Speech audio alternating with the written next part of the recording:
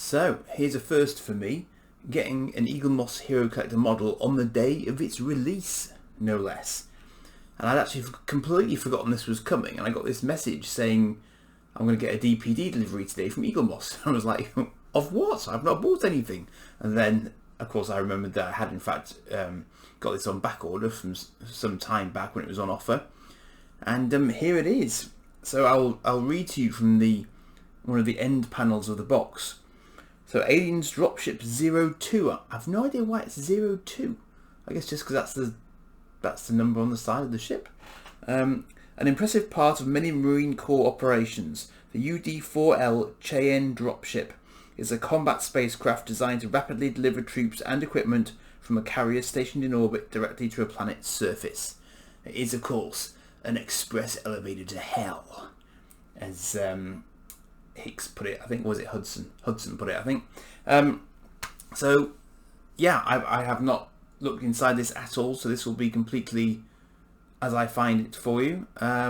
So let me crack open the rather nice box. Nice Aliens logo on it. I would love the Aliens. I was massive into Aliens, and especially the expanded universe when they started doing the comics, and then they brought Predator into the Aliens universe and just went from there. I mean, great tie-in, very clever.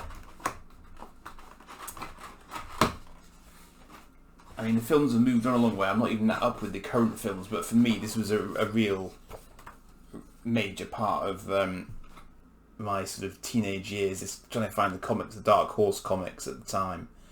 So there is the dropship with all its weapon pods fully deployed. Of course, when it launches from orbit, it's a more compact ship because everything is folded into its body to allow it to deorbit rapidly without tearing anything off. But once it's slowed down sufficiently, it deploys its ordnance pods. Now, see, the only downside to these models is that you don't get as much detail about the actual ship itself as you do with, say, the Star Trek ones, for example, that Eaglemoss also do. That's literally it, booklet-wise. That's it. I do also have a certificate of authenticity, if I put my teeth back in. There we are, seal of quality. I don't actually know if it's a numbered. No, I don't think it's a limited edition or anything. That's not a numbered thing. It's just a thing to say you own one, basically. So, without further ado, let me pop the box. Let's see if it's come in one piece. Now, oh, I've got to be very. This is one of the ones you've got to be really careful with, because can you see the that little guy on the front? They're probably a refueling. I don't know what you call them. There's probably an official name for them, but basically that is going to snap off really easily if you're not careful. I've had a lot of experience with bird of preys who have not been happy that they've got plastic wing-mounted disruptors. So I'm just going to be very careful how I handle it. It's nice and solid. It's very square. And for all the world, it looks like it's really sort of too square. You kind of want more curves on it, but these things were like flying tanks at the end of the day, so they don't necessarily have to be all that pretty. And all they've really got to be able to do is deorbit and then have enough thrust to fly around the planet. But it's a really good weight in terms of how. Yeah, I mean I recognise the. That's the sort of an aft look at it. So I remember the thrusters at the back. Surprisingly for Eaglemoss, they're not painted to. I thought they might have put a little bit of sort of white on there or something just to indicate that those are in fact the engines, because they are. But they obviously haven't gone for that as an option on this occasion. I'm just trying to decide if this. Sorry, I'm just looking at it for a moment. I'm just trying to figure something out. I think it's intentionally. I was sort of looking at it. I was trying to figure out whether that was intentional, but I think it is intentionally weathered looking.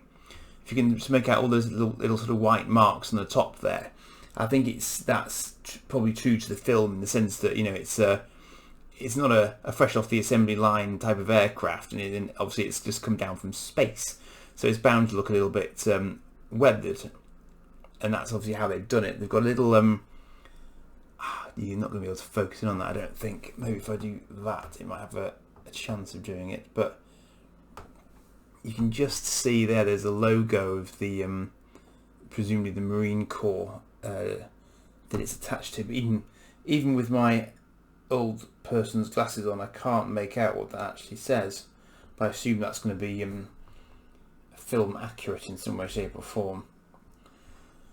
So as you'll recall, this was pivotal in getting the Marine Corps detachment with Ripley and other observer down to the planet to investigate what had happened to the colony on LV-426. He says from memory, and it detached itself from the Sulaco. That's right, isn't it? I was going to. He said Nostromo, but that would be the other one, which has always struck me as being a sort of a flying in life in space. And of course the APC, which I think Eaglemoss also sell, kind of comes out from here. Now, because these aren't sort of action figure-y sort of toys, there's obviously no way to actually open that sort of ramp area, but I'm pretty sure that there is an outline there for it, and I think that's probably where the APC would deploy from.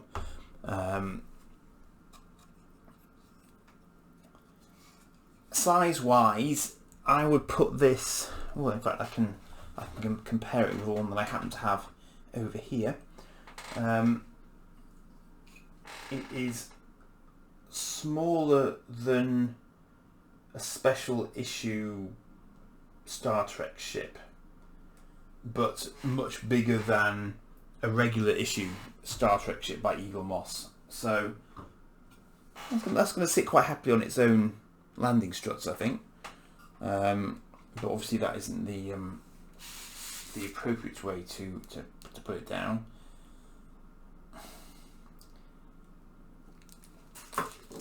I'm just eyeing up the landing struts, because actually I don't think that's entirely equal with the one on the other side. I don't know if you can eyeball that, but my eyeballs are telling me that that's not quite level. Can you see one's at a bit of an angle? The one on the left of your screens, probably as you're looking at it, seems to be on a bit of an angle to me. So it's not quite sitting straight, flat. That's a bit of a shame. Those are plastic as well, so you're going to have to be a little bit careful with those. It seems to be the central body that's the main sort of metal element of it. It's not critical. It's just an observation. I think it's a really nice model of it, and I wasn't sure when I saw it about getting one with the wings actually deployed, with the ordnance pods deployed. But actually, I think it's more in character with it as a whole than would otherwise be the case if it didn't have them deployed. Although it does look sleek when the pods aren't deployed, of course.